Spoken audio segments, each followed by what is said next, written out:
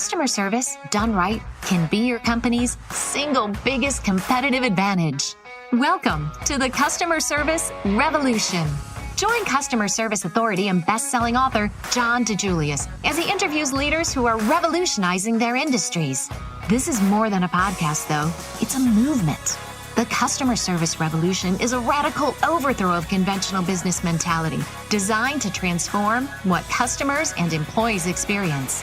If you are a revolutionary customer service leader who's ready to stop competing on price and obsessed with building a brand that people cannot live without, this podcast is for you.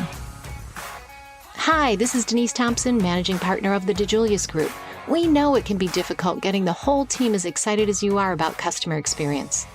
You talk to them, write newsletters, and it seems to go in one ear and out the other.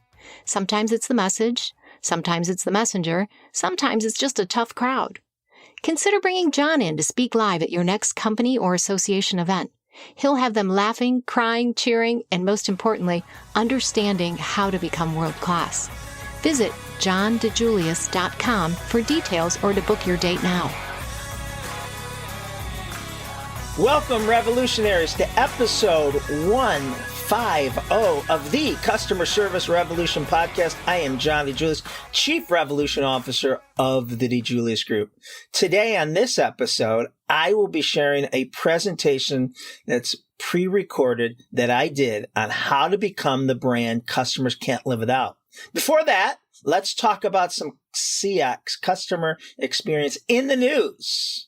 Industry giants such as Costco, Walmart, Target, Kroger, and Dollar General are reversing their strategy on self-checkout lanes. For the past several years, big retailers have moved away from cashiers and encouraged their customers to do it yourself. The intent was to save money on labor. However, what also came with this experiment was an increase in customer frustration, intentional and unintentional theft, and a decrease in customer satisfaction and customer loyalty. A Kroger spokesperson said, "We listened closely to customer feedback and made the decision to convert back to hosting staff checkout lanes at the stores."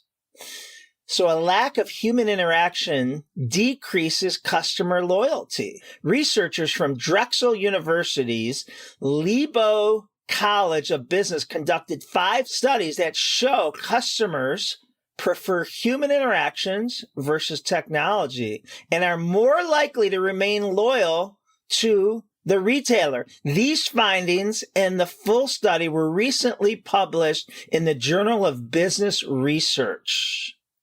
Howard Schultz, former CEO and president, challenged the Starbucks senior leaders to go on a soul-searching journey. In his 2-page letter to leadership titled "The Soul of the Brand," Schultz said Starbucks is at an inflection point and has an opportunity for a reset. He encouraged the company's leadership to address Starbucks' systemic issues. Schultz said in his letter, "In a world seemingly on fire, steeped in disinformation and so much hate, in which people are so disconnected from each other, Starbucks and the soul of the brand and its place in society and culture plays a critical role in the lives of our people, our customers, and the community we serve. As a leadership team and as a board, I encourage you in the work you are doing to address not only systemic challenges the company is facing, but also taking the extra critical step to truly understand and honor the soul of the company, its brand. It's what binds us all together," Schultz said.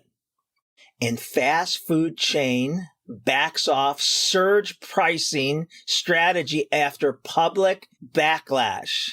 Surge pricing has worked out well for Uber and restaurants on special occasions, i.e. New Year's Eve, Valentine's Day.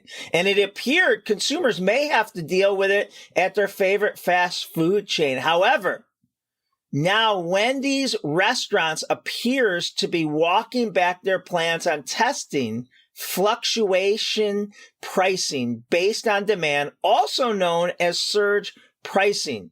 In mid-February, Kirk Tanner, the new CEO and president of Wendy's, shared an analysis that they would be rolling out new plans to improve company profits, including digital menu boards that will be more easily able to change the prices of items, as well as testing dynamic pricing, according to Nation's Restaurant News.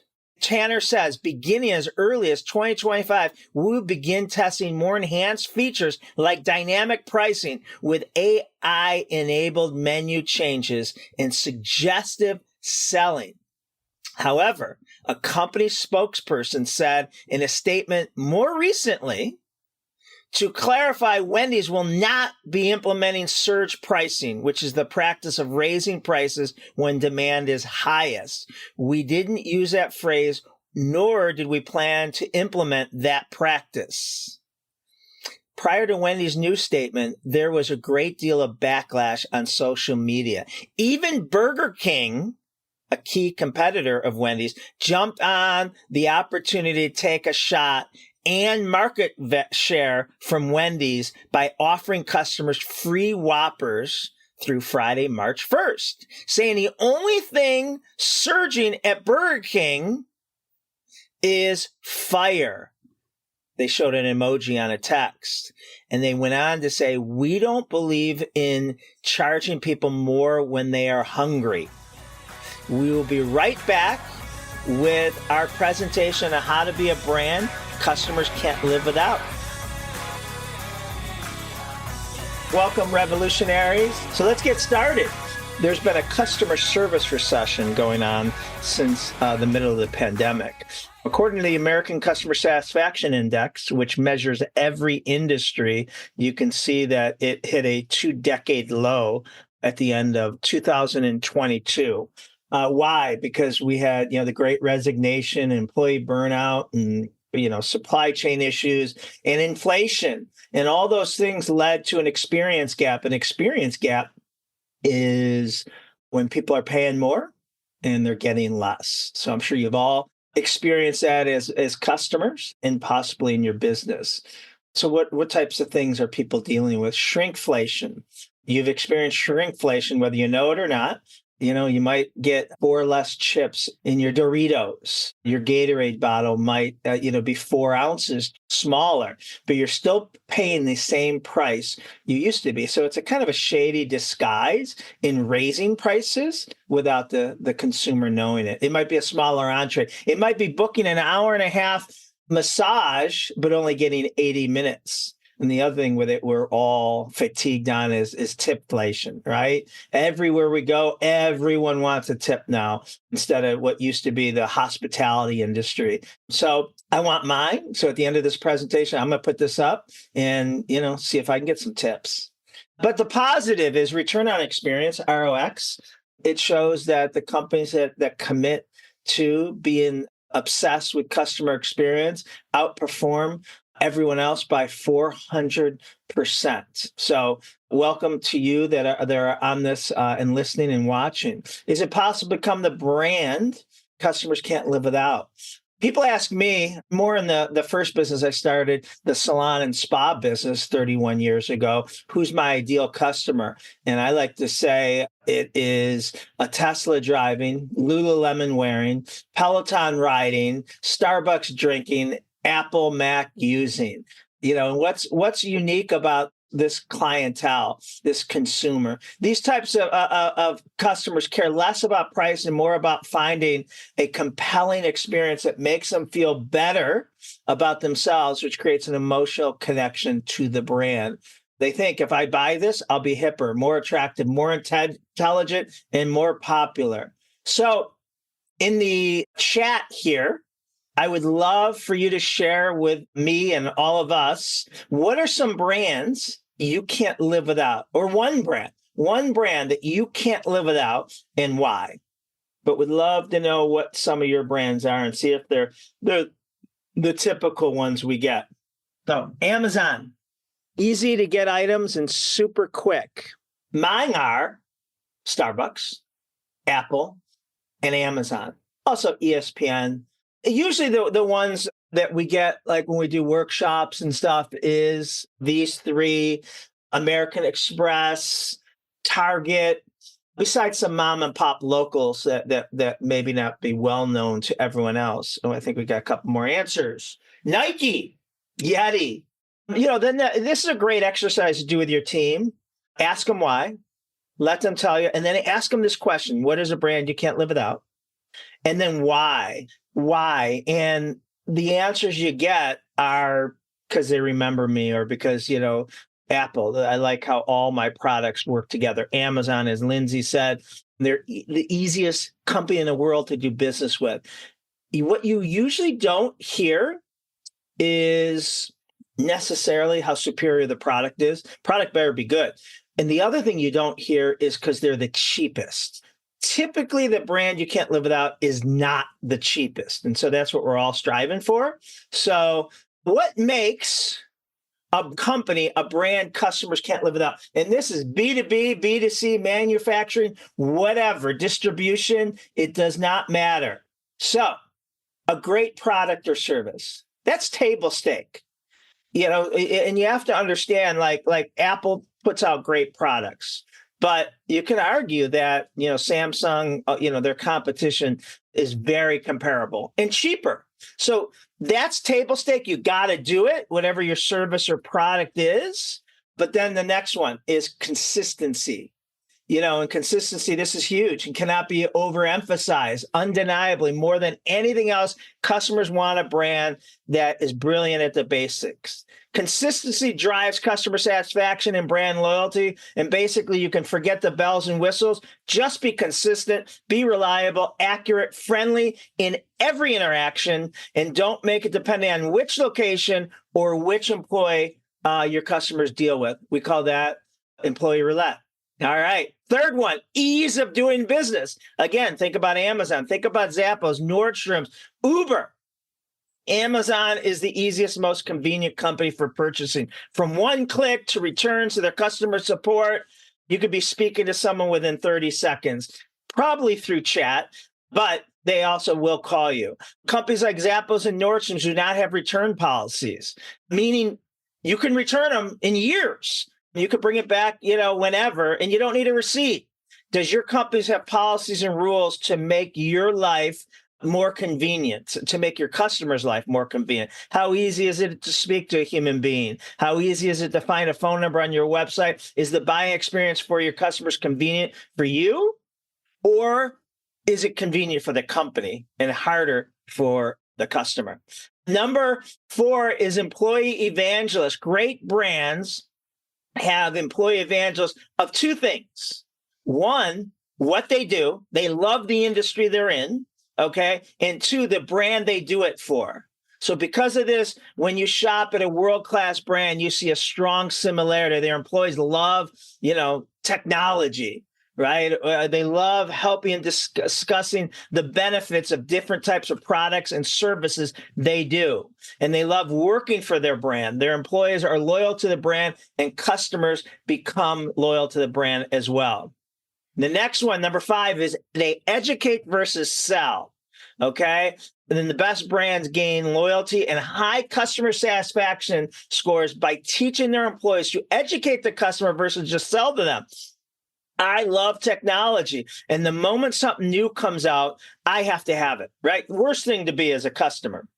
And I love telling this story.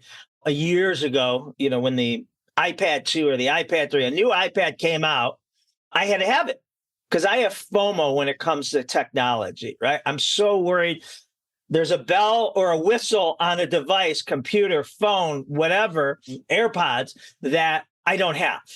So I go into the Apple store and speak to a genius or whoever is helping me. And I said, I have the current iPad. I want the new iPad.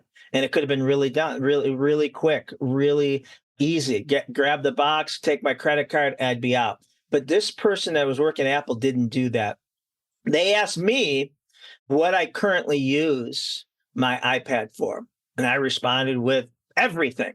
And they said, can you be more specific? I said, well, social media, emails, I read books, my Kindle's on it. And I listed a bunch of other things, Slack and all that.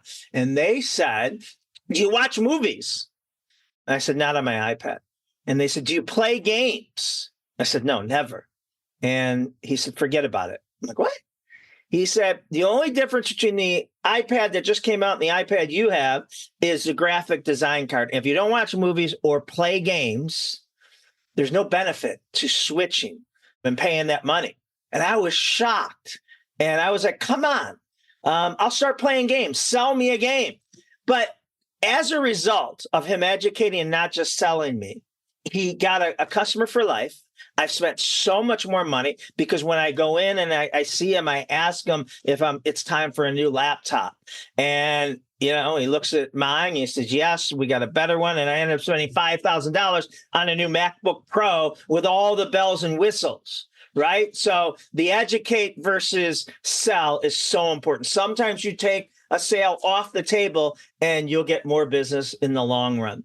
And then the personalized experience. Every regular customer wants you to know who they are, wants to know where they're from, wants you to know things about them. The whole Ford that, if you've ever listened to me, family, occupation, recreation, and dreams.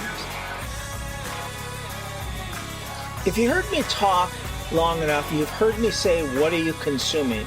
I ask myself that. I ask my leaders that. I ask my employees. I like to say that I am the Joey Chestnuts of consuming my topic. I love to ask my leaders and team members, what are they consuming to become smarter than they were yesterday, to become a better person, to live an extraordinary life so countless others do. Well, I'm going to share with you how you can make consuming content fun and enjoyable for you and your team through Better Book Club. Many agree if you can't grow people, you can't grow your business. I believe one of the best ways to grow your people is through reading. No program on the planet recognizes and rewards reading like Better Book Club. Not at all a traditional book club. Better Book Club is a radically better way to build the habit of reading in your team members. And once the habit of reading is established, anything is possible. Learn more at betterbookclub.com. That's betterbookclub.com. We have an exercise that Lindsay's going to put up. We have two polls. And the first poll is rank in the order of these 6 areas that you're currently the best at. Okay? But which one? It could just be one. But which one do you feel that your company is currently the strongest at?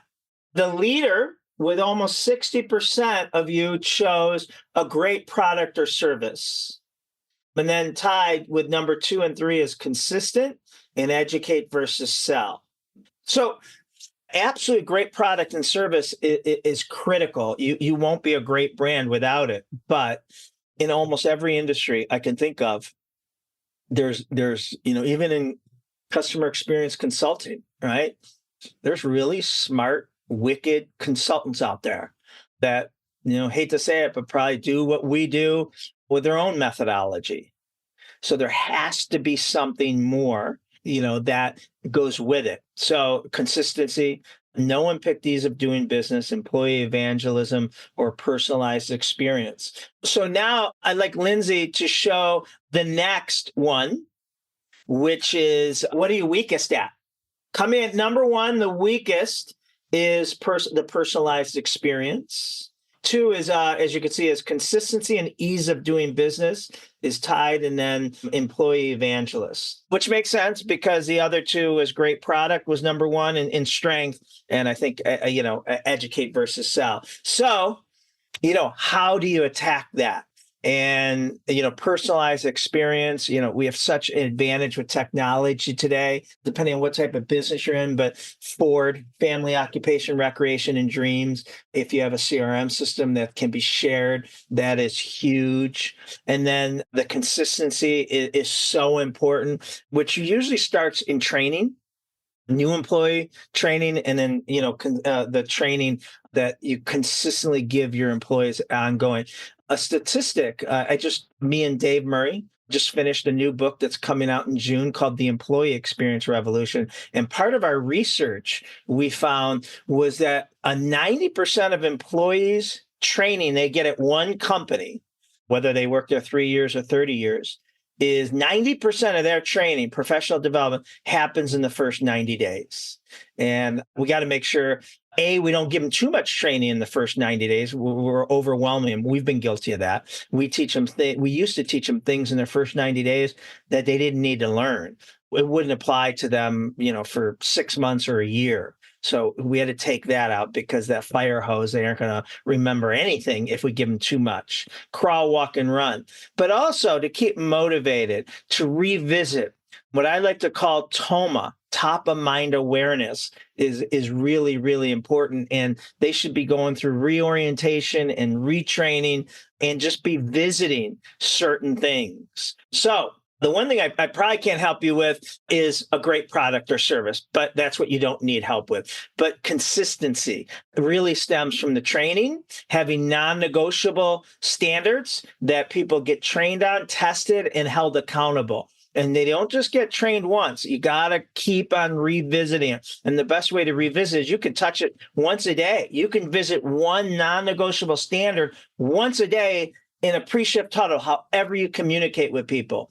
Ease of doing business, the journey mapping, the customer experience cycle is something that, each touch point of your customer, from, acquiring them as a sales lead to signing them, whatever that may look like, to servicing them, selling them the product, all that. You got to look at that, not from the company's vantage point, but from the customer's vantage point. And what are service defects that will ruin the experience here that most people in your industry and you could be guilty of? What are the non-negotiable standards that should happen every time, your brand promise? We call it your signature experience. And then what are the above and beyond opportunities? Employee evangelist is huge. That's what, a good part of our book is about, right? Is don't put your company in your people, put your people in your company. That is huge. Get them excited about how their job ties to impacting the customer and the overall purpose. There's a lot of key ways we're going to be talking about that in upcoming webinars. Educate versus sell sounds like you guys are doing really well. And then I talked about personalizing the experience, forward. And one of the best things that we like to talk about and world-class companies do is that just because someone's new working for you, the customer, client, guest, patient shouldn't suffer, right? And what I mean by that is unless you're going to give me a discount, which you don't want to do, and I'm dealing with someone brand new on your team on the phones, face to face, whatever that means, they should be able to recognize me as a returning, new, VIP, whatever that may be. And there's ways to cheat. Right? In the salon industry, if you walk into any of our salons, you're going to see a bunch of people getting a haircut, and the majority are going to be in a black John Roberts haircutting cape. One or two might be in a white John Roberts haircutting cape. To our customers, that means we have black and white capes. To anyone that works there, they understand the cue is anyone in black has been there before. Anyone in white is a brand new customer. So not only is the person who's taking care of you knows, but anyone walk by knows how to greet them, introduce them, welcome back, great to see you again, versus I understand this is your first time and let me explain more. And we have coffee and we have tea and we have water and here's the restrooms and we also do this.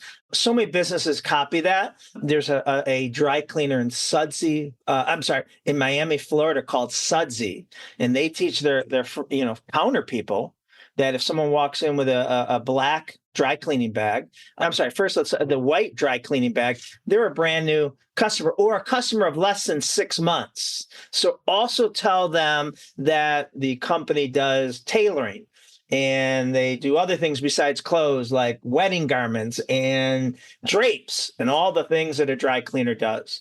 If you see someone come with a black bag, they've been a customer for more than 6 months. Treat them as such. Don't tell them about all the different services, recognize them, make them feel good. If you see someone coming with a gold or yellow bag, that means they're a VIP. They spend more than $10,000 here. If you see that when they pull up in the back seat, you run out there and carry the bag inside. Actually, you carry them inside. So it applies to the B2B world because it's easier in that world because we have a database to cheat from. Whenever I call American Express, before we hang up, they always say two things. Is there anything else I can do for you today, Mr. DeJulius? I say, no, thanks for asking. And then they say, we want to thank you for being a platinum member since 1997. And I'm like, oh my God, they must talk about me every day. No, it's right there on their screen. So you can customize your screen to be able to do that. And you don't have to work here 3 years, 3 months, or 3 hours to be able to follow the white cape, the different color bag, or make sure you pay attention to the screen in front of you. You can click on their last purchase and ask them if they enjoyed that, or if anyone noticed, if they got highlights or whatever it may be. How's the weather at this time of year in Chicago? Especially because if you're, in a company that has the database and people are calling in, you can cheat. And the 3 things you don't want to have, 4 things that you want to make sure you follow whenever introducing a new system is it shouldn't cost anything, right? Low cost, no cost. Number 2, it should be easy to do because everyone's job is very, very hard. Okay. We don't want to add complexity. So looking at a screen, seeing that they've been a customer since, or they're a VIP or whatever, that they live in Chicago or their last order was. Number 3, it adds 0 impact on productivity. It shouldn't add 10 seconds to this call, this interaction, this check-in or check-out. And number 4 is it's a wow to the customer. Okay, the customer's not getting this anywhere else. If you enjoy what you're learning on the Customer Service Revolution podcast, you'll love our weekly newsletter, The E-Service. It's full of great customer experience tips and stories, includes special offers, webinars, and more each week. To sign up, head to tdg.click/e-service. That's tdg.click/e-service, ESERVICE. Enter your preferred email address, and you can look forward to great advice from John in your inbox every Wednesday. Let's wrap up this episode with my mantra of living an extraordinary life so countless others do. One of my favorite quotes is, go show the proper way, and when necessary, use words. That applies to parenting, to, how we treat our significant other, and as a leader to our employees. Too often in any of those roles, we can be guilty of, at least I can be guilty of, pointing out what the other person needs to be doing better. However, when I find myself guilty of doing that, I try and ask myself, am I modeling this behavior? Typically, if I was, I probably wouldn't have to have said anything to the other person. You want your employees to deliver exceptional customer service? Well, ask yourself, are you being kind, empathetic, and building stronger relationships with them? You want your kids to be respectful and courteous to their family members. Are you modeling that to them and your significant other? We all want our kids to live a healthier lifestyle, eat better, exercise, and not drink alcohol too much. Research consistently shows it's not what we say that determines our children's behavior. It's what they see their parents do. So I leave you with go show the proper way, and when necessary, use words. Thank you for joining me on the Customer Service Revolution podcast. If you enjoyed this episode, be sure to give the Customer Service Revolution podcast a thumbs up and write us a review. To hear more episodes, subscribe now on iTunes, Spotify, or your favorite podcast app. Thanks for listening and for being part of the Customer Service Revolution.